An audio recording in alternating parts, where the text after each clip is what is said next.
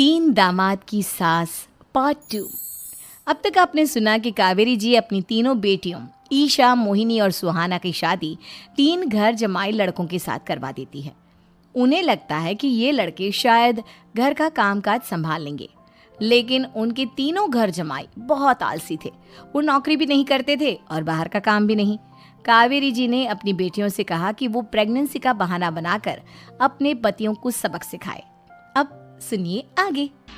Mummy, आपने जैसा कहा था हमने वैसा ही किया, लेकिन देखिए ना, विवेक का हाल तो वैसा का वैसा ही है। घर में ना सुबह का नाश्ता बनता है और ना खाना। नौकरी पर जाने की बात करूं तो खाने को दौड़ते हैं मुझे। हाँ मम्मी, मैंने भी सुमित को कितनी बार कहा कि अगर नौकरी नहीं करनी तो कोई छोटी सी दुकान ही खोल लो। घर का खर्चा कैसे चलेगा? देखो दोपहर के 12 बजने आए और जनाब अभी तक सो रहे हैं। हाँ मम्मी, ईशा और सुहाना ठीक कहती हैं। अविनाश का भी यही हाल है। जब मैंने अपनी प्रेगनेंसी के बारे में कहा तो मुझसे कहने लगा, अरे दूसरी लड़कियां तो 9-9 महीने तक नौकरी करती है, बस डिलीवरी के टाइम छुट्टी लेती है। मोहिनी, तुम भी नौकरी करो। अब मुझे कहाँ नौकरी मिलेगी? मम्मी बताओ अब मैं क्या करूँ? हे भगवान, क्या सोचकर घर जमाई दामाद लाई थी मैं कि मेरी बेटियां मेरे पास रहेंगी और खुश रहेंगी, लेकिन इन आलसी दामादों ने तो हमारी जिंदगी को भी प्रॉब्लम में डाल दिया है।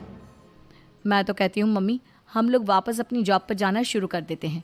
बता देते हैं इन लोगों को कि हमने प्रेगनेंसी का बहाना किया है। नहीं नहीं बेटा, ऐसी गलती भी मत करना। अगर तुमने ऐसा किया तो इन तीनों की आदत और ख़राब हो जाएगी। अरे आज नहीं तो कल कभी तो तुम प्रेग्नेंट होगी, तब वापस यही प्रॉब्लम आएगी। तब क्या करोगी तुम तीनों? हाँ मम्मी, आपकी बात तो बिल्कुल सही है। इन लोगों को तो सुधारना ही पड़ेगा। लेकिन कैसे? अपने बच्चों के आने की खबर सुनकर भी इन लोगों पर कोई असर नहीं हो रहा। पैसे कमाने के लिए घर से बाहर निकलना ही नहीं चाहते ये तीनों। अब मेरे दिमाग में एक प्लान आया है। तुम तीनों चिंता मत करो, उन तीनों को बुलाओ, फिर मैं बात करती हूँ। थोड़ी देर बाद कावेरी जी अपने तीनों दामादों को सामने बुलाकर अपनी बात कहना शुरू करती हैं। अविनाश, सुमित और विवेक, देखो बेटा, मैं ना तुम तीनों से बड़ा प्यार करती हूँ, इसीलिए तो तुम्हें घर जमाई बना कर रखा है मैंने। अरे मम्मी जी, सीधे सीधे कहिए ना, क्या बात है? प्यार तो हम भी आपको बहुत करते हैं। अरे मम्मी जी, आपकी इज्जत भी बहुत करते हैं। अरे भाई, आपके जैसी सास और कमाने वाली बीवी सबको मिलती है क्या? हाँ मम्मी, विवेक और सुमित ठीक कह रहे हैं। आपकी बेटी से शादी करके मेरी तो ज़िंदगी ही अच्छी हो गई है। जानती हूँ मैं, और ये भी जानती हूँ कि तुम तीनों अपनी अपनी बीवियों से बहुत प्यार करते हो। बेटा, बात ऐसी है कि हमारे कुल गुरु ने कहा है कि प्रेग्नेंट होने के बाद मेरी तीनों बेटियां शुरू के 4 महीने हमारे गांव में जाकर रहेगी, जहां मेरे चाचा जी रहते हैं। अरे लेकिन क्यों मम्मी, गांव में जाकर रहने की क्या ज़रूरत है इन तीनों को? वो क्या है ना बेटा, हमारे परिवार को एक श्राप है।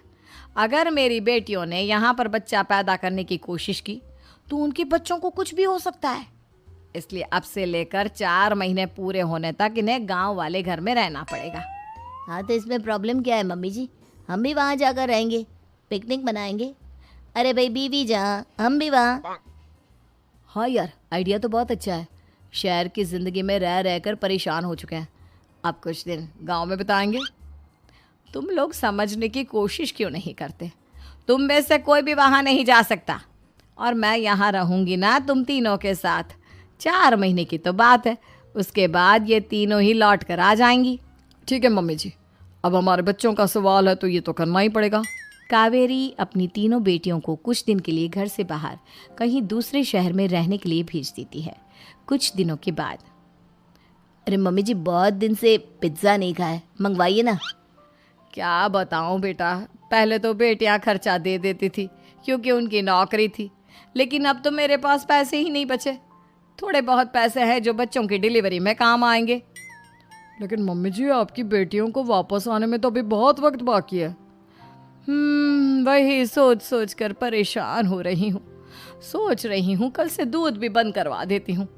अब दूध वाले को देने के लिए पैसे भी तो नहीं है ना। अरे नहीं नहीं मम्मी जी, अगर दूध भी बंद करवा दोगी तो मुझे चाय कहाँ से मिलेगी? और चाय के बिना मैं तो मर ही जाऊँगा।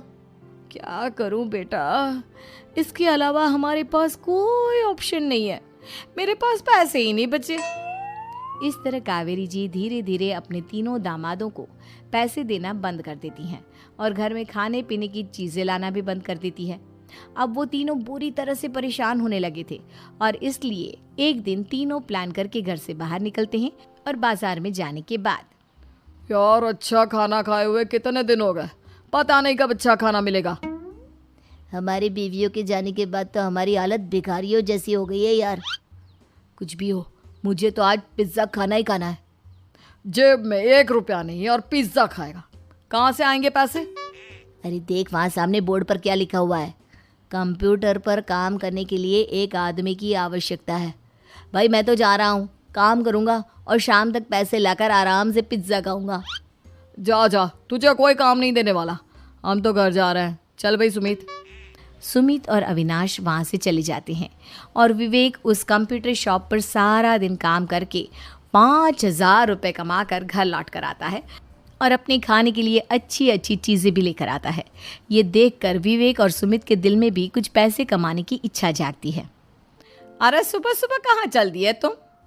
मम्मी जी एक बहुत अच्छी जगह मिली है, कंप्यूटर पर काम करने के 5,000 मिले थे कल मुझे। अगर रोज़ काम करूँगा तो पूरे 40,000 की तनख्वाह। अरे वाह, ये तो बहुत अच्छी बात है दामाद जी, आपको जाना ही चाहिए। सुमित और अविनाश विवेक को इस तरह तरक्की करते देखकर परेशान हो जाते हैं और वो दोनों भी काम की तलाश में निकल पड़ते हैं। धीरे धीरे उन दोनों को भी काम मिल जाता है। अब कावेरी के तीनों दामाद छोटी मोटी नौकरी करके अच्छा पैसा कमाने लगे थे। एक दिन कावेरी उन्हें अपने पास बुलाती है। अरे वाह, विवेक 40,000 कमा लेता है, अविनाश 60,000 और सुमित तुम भी 40,000 के आसपास कमा ही लेते हो। कुल मिलाकर तुम अच्छे खासे पैसे कमा रहे हो बेटा। हाँ मम्मी जी, बहुत मज़ा आता है जब महीने के एंड में मोटी रकम हाथ में आती है। पूछिए मत मम्मी जी, घर में रहकर रोटी बना बना कर और तो जैसा महसूस होने लगा था मुझे तो। हाँ बेटा, तुम तीनों की बात तो बिल्कुल ठीक है और जानते हो अब तुम तीनों की पत्नियां भी वापस लौट कर आने वाली है। लेकिन मम्मी जी अभी तो उन्हें गए सिर्फ 2 महीने हुए हैं, आपने तो कहा था वो 4 महीने के बाद लौट कर आएंगी। ऐसा कुछ नहीं है बेटा, मैं सिर्फ तुम तीनों को सबक सिखाना चाहती थी कि आदमी घर में बैठकर बीवी की कमाई खाता हुआ अच्छा नहीं लगता। इस दुनिया में हर इंसान को मेहनत करनी चाहिए, काम करना चाहिए, चाहे वो औरत हो या आदमी, ताकि अपने परिवार को संभाल सके। कावेरी की बात सुनकर उन तीनों को अपनी गलती का एहसास होता है और कावेरी उन्हें सच बता देती है कि ईशा, सुहाना और मोहिनी शहर में ही कहीं दूसरी जगह रह रहे थे। शाम के वक्त उन तीनों की पत्नियां लौट कर आ जाती है और कावेरी जी का परिवार एक खुशहाल परिवार की तरह रहने लगता है।